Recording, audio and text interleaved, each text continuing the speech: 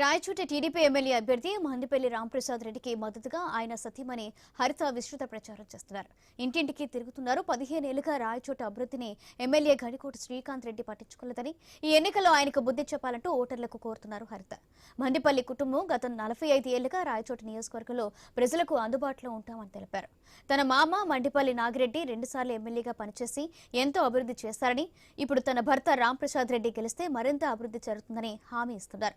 రాయచోట్లోని మహాసాలపేట కాలనీలో స్థానికులతో కలవిడిగా మాట్లాడుతున్నారు హరిత.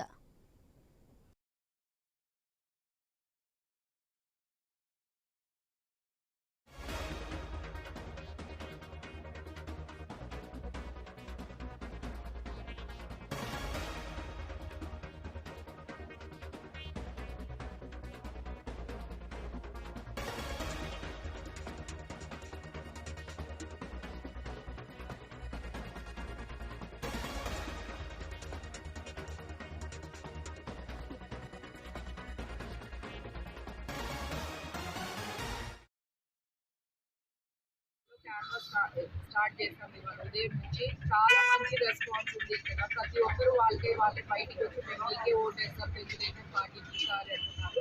ఇది కేవలం ఎందుకంటే ఇదివరకు ఉన్న ప్రభుత్వం ఇప్పుడు ఉండేది అరాచకాలతో వాళ్ళు చేసే అన్యాయాన్ని కట్టుకోలేక ఎటువంటి అభివృద్ధి చేయకుండా ఇక్కడ ప్రస్తుతం ఉన్న ఎమ్మెల్యే గారు ఏ అభివృద్ధి పనులు చేయలేదు.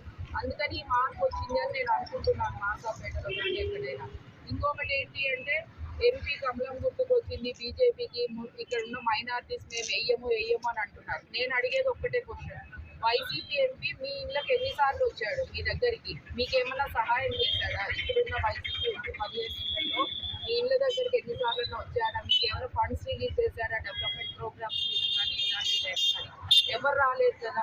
ఎమ్మెల్యే ముఖ్యం. ఎమ్మెల్యే తీసుకొచ్చి చేయించి తిన్నారు ఇదివరకు ఎంపీతో కూడా. ఎమ్మెల్యేగా అవేమీ పట్టలేదు. ఇక్కడ ఉన్న అభివృద్ధి పనులు పట్టలేదు. అలాగని ఎంపీ నుంచి సెంట్రల్ ఫండ్స్ తీసుకొచ్చి ఇంటికి ఆయనకు అవకాశం ఇవ్వలేదు. ఈసారి మాకు ఇస్తే రాంప్రసాద్ రెడ్డి గారు ఇవన్నీ చేస్తారు. మీకు అభివృద్ధి పనులు కానీ కిరణ్ కుమార్ రెడ్డి గారు ఇదివరకు సీఎం ఆయన అప్పుడున్నప్పుడు కూడా మైనార్టీస్ ఈక్వల్ గా ట్రీట్ చేశాడు. రాయచోటు ఎటువంటిది ఇది రాలేదు. ఇప్పుడు అదొక డిఫరెన్షియేట్ చేసి ఓట్ బ్యాంక్ ఇది చేయాలని ఒక పాయింట్ తప్పనిచ్చి అదే ప్రాబ్లం అవ్వకపోవచ్చు అనుకుంటున్నాను. ఎందుకంటే ప్రతి ఒక్కరు వచ్చి ఇప్పుడు కూడా తెలుగుదేశం పార్టీ ఎమ్మెల్యేనే